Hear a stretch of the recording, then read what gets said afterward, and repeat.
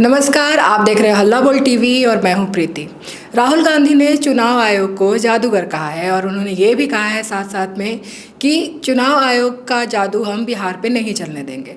इसके क्या मायने हैं, इन बातों के क्या मतलब हैं, इसके बारे में चर्चा करने के लिए हम बात कर रहे हैं हल्ला बोल टीवी के संपादक दीपक शर्मा से। देखिए, मायने तो यही है कि उन्होंने कहा है कि सासाराम में ऐलान किया है कि महाराष्ट्र में जो जादूगरी दिखाई है चुनाव आयोग ने, वो हम जादूगरी बिहार में नहीं चलने देंगे।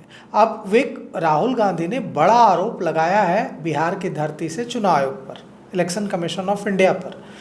Rahul Gandhi leader of opposition हैं, लोकसभा में नेता प्रतिपक्ष हैं। उन्होंने चुनाव आयोग की जो संस्था है उस पर आरोप लगाया है और यह आरोप कोई नया नहीं है, वे लगातार कर रहे हैं। लेकिन इसमें एक बड़ी बात यह है कि वे कह रहे हैं कि जैसे आपने 1 करोड़ वोटर जोड़ दिए महाराष्ट्र में, नए वोटर्स, और हमारे वोटर्स कम नहीं हुए, लेकिन ये जो नए 1 करोड़ वोटर्स आपने जोड़े महाराष्ट्र में, जो लोकसभा चुनाव के बाद जोड़े गए और विधानसभा चुनाव, महाराष्ट्र विधानसभा चुनाव से पहले जोड़े गए, इन सारे वोटर्स ने हमें वोट नहीं दिया। इन सारे वोटर्स ने दे दिया बीजेपी को वोट और बीजेपी महाराष्ट्र में चुनाव जीत गई। इसी तरह की कोशिश राहुल गांधी ने आरोप लगाया है कि इसी तरह की कोशिश बिहार में चुनाव आयोग करने की कोशिश कर रहा है, स्पेशल इंटेंसिव रिवीजन के जरिए, सर के जरिए। और उन्होंने कहा कि आरएसएस और बीजेपी संविधान को मिटाने की कोशिश कर रहा है। महाराष्ट्र में लोकसभा चुनाव में हमारा गठबंधन चुनाव जीतता है, लेकिन वहीं विधानसभा चुनाव में हम हार जाते हैं। हमारा एक भी वोट कम नहीं होता है, लेकिन बीजेपी को सभी नए वोटर्स का वोट मिल जाता है, जो उसकी चुनाव के जीतने की वजह है। राहुल गांधी ने कहा कि हम बिहार का चुनाव इन्हें चोरी नहीं करने देंगे। राहुल गांधी ने कहा कि चुनाव आयोग हमसे एफिडेविट मांग रहा है, जबकि ये डेटा उनका है। बावजूद एफिडेविट मुझसे मांगा जा रहा है, बीजेपी से क्यों नहीं एफिडेविट मांगा जा रहा है? राहुल गांधी ने कहा कि लोकसभा चुनाव में कर्नाटक में एक सीट बीजेपी ने इसी तरह चोरी कर जीती और इसका सबूत मैं दे चुका हूँ। उन्होंने कहा कि ये डेटा जो मैंने जनता के सामने रखे हैं और मैं रख रहा हूँ, ये मेरा डेटा नहीं है, ये डेटा चुनाव आयोग का डेटा है, ये डेटा भारत सरकार का डेटा है, लेकिन एफिडेविट मुझसे मांगा जा रहा है। राहुल गांधी ने कहा कि चुनाव आयोग ने वीडियोग्राफी देने तक से इनकार कर दिया है और लोकसभा विधानसभा के चुनाव चोरी किए जा रहे हैं। अब सवाल यह उठता है कि अभी अभी चुनाव आयोग ने भी प्रेस कॉन्फ्रेंस किया है और चुनाव आयोग ने प्रेस कॉन्फ्रेंस करके कहा है कि हम पक्ष विपक्ष में अंतर नहीं करते। हमारे लिए जो सत्ता में पार्टी है वह भी बराबर है और जो विपक्ष में पार्टी है वह भी बराबर है। चुनाव आयोग ने प्रेस कॉन्फ्रेंस करके तमाम जो आरोप हैं लगाए गए हैं महागठबंधन की ओर से, कांग्रेस की ओर से और दूसरी जो विपक्षी पार्टियां हैं उनकी ओर से, सबका करारा जवाब दिया है और कहा है कि ये सारे जो आरोप हैं वो जनता में भ्रम की स्थिति फैलाने के लिए दिए जा रहे हैं।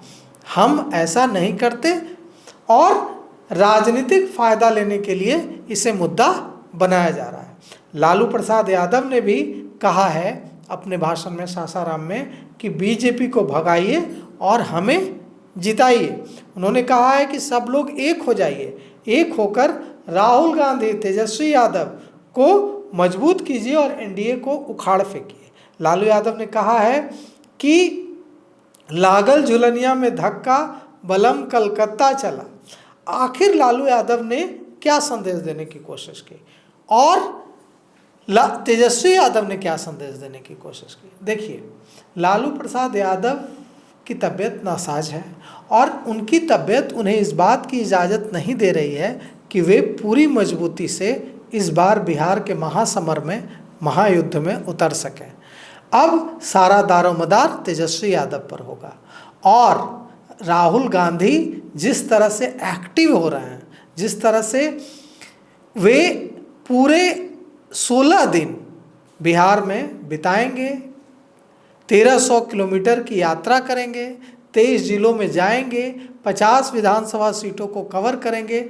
इससे जितनी बेचैनी है एनडीए में, उससे कहीं ज़्यादा बेचैनी है आरजेडी में, क्योंकि आरजेडी को लग रहा है कि ऐसा न हो कि अब तक जो मेरे ऊपर डिपेंडेंसी थी कांग्रेस की वो खत्म हो जाए, ऐसा न हो कि कांग्रेस मजबूत हो जाए, क्योंकि आरजेडी तो यही चाहती है कि कांग्रेस निर्भर रहे आरजेडी पर।